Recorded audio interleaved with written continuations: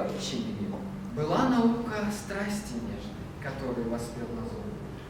За что страдальцем кончил он свой век блестящий и мятежный. Я решила, что Евгений Онегин будет очень подходящим для развития школьников, студентов, для воспитания, потому что содержит, ведь Пушкин он нам дает не только эстетические, так сказать, примеры, да, но и высокую нравственность, глубину.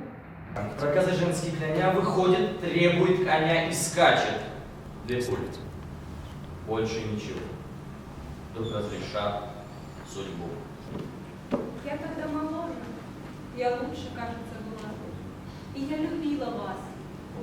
И что же, в вашем сердце есть и гордость, и прямая честь. Но я другому отдана. Я буду век ему верна. Всегда меня особенно радует, когда такие вот стопроцентные траншеки так великолепно рекламируют Пушкина. Он предупреждать зари восход.